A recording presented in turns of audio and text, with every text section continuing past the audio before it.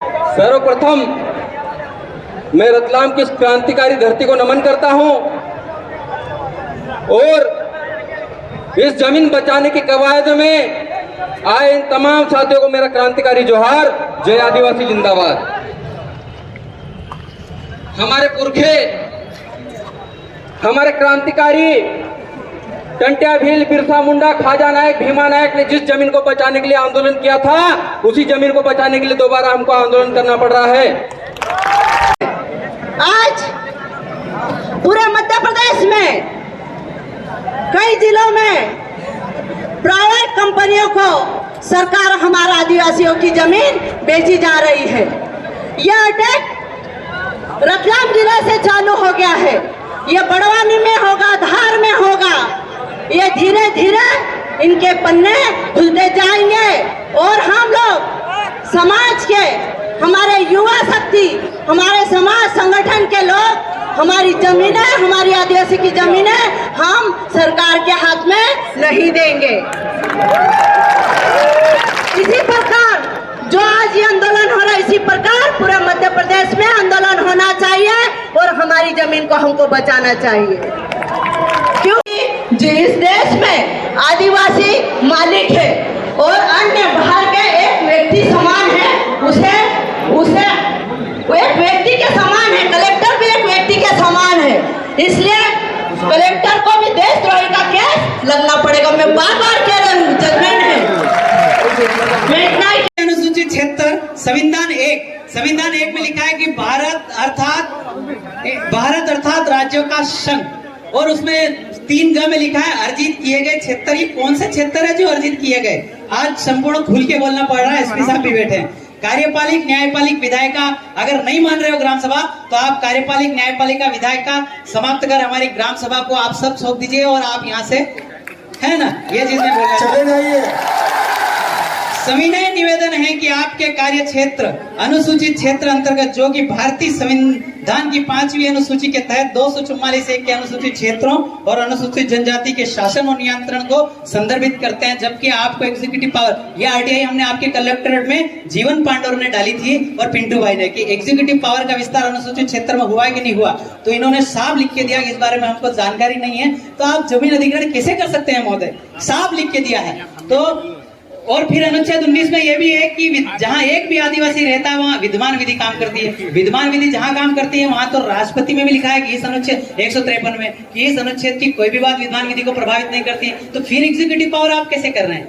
और यूनियनों पे आपने तो शपथ लिया है कि हमें यूनियन संघ की शपथ लेता हूं, तो फिर आप आदिवासी पे किस प्रकार से ये काम कर रहे हैं? मुझे सारा चीज समझ नहीं आ रहा है। सदियों से जनजाति बहुल क्षेत्र परिभाषित होने के कारण ब्रिटिश शासन भी इन क्षेत्रों में सीधे हस्तक्षेप नहीं किया करती थी। इन्हीं कारण से जनजाति क्षेत्रों में शेड्यूल्ड डिस्ट्रिक्ट एक्ट 1874 लागू कर स्थानीय कानूनों को अभी भी एग्जिस्टिंग लॉ बना करके यथावत रखा गया है। तत्पश्चात इन्हीं जनजाति क्षेत्रों को भारत शासन अधिनियम 1935, 91 और 92 और 311 के तहत विशेष संरक्षण प्रदान किया गया है, जिस संरक्षण का पालन आप नहीं कर रहे हैं। आप जमीन ले रहे हैं तो ये गलत है महोदय। जैसा कि ज्ञात है, 8 नवंबर 2019 को राज्यपालों के राष्ट्रीय आदिवासी अनुसूचित जनजाति है तो एक सम्मेलन संविधान के अनुच्छेद 244 के प्रावधान 5वीं अनुसूची के पैरा 3 के अनुसार राष्ट्रपति कार्यकाल में एक बार होता है।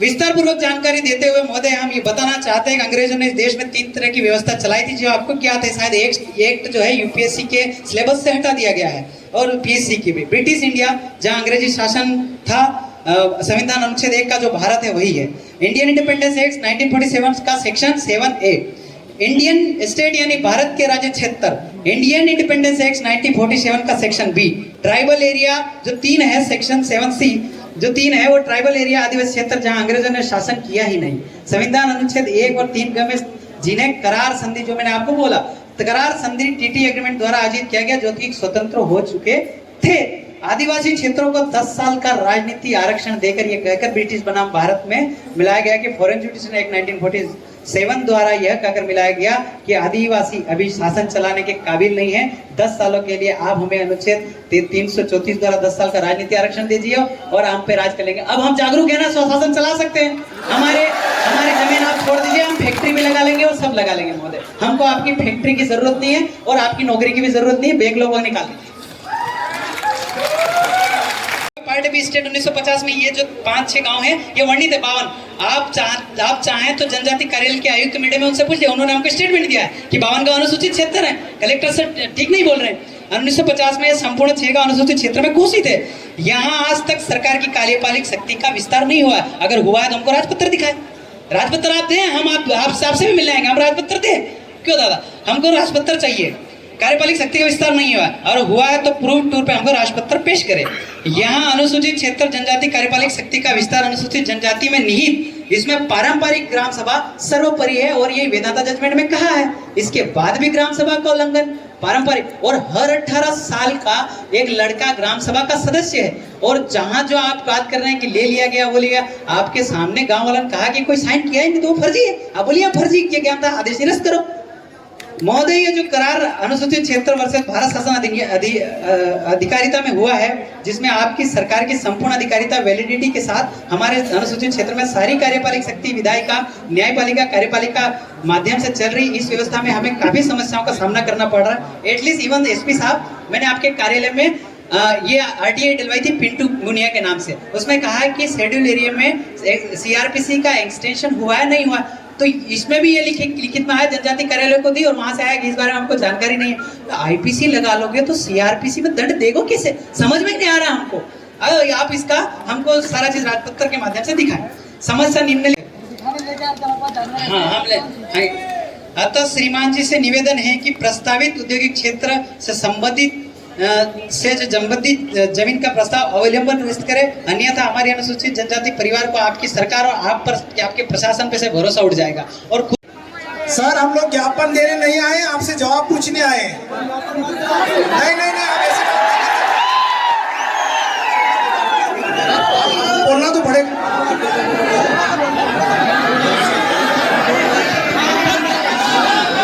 सुन लीजिए, कलेक्टर साहब कमिटमेंट कर रहे हैं। देखिए आप लोगों ने ज्ञापन दिया है, इसमें काफ़ी तकनीकीपूर्ण बातें लिखी है और वाकई में आप लोगों ने जो मेहनत करी है वो आपका प्रशंसनीय है।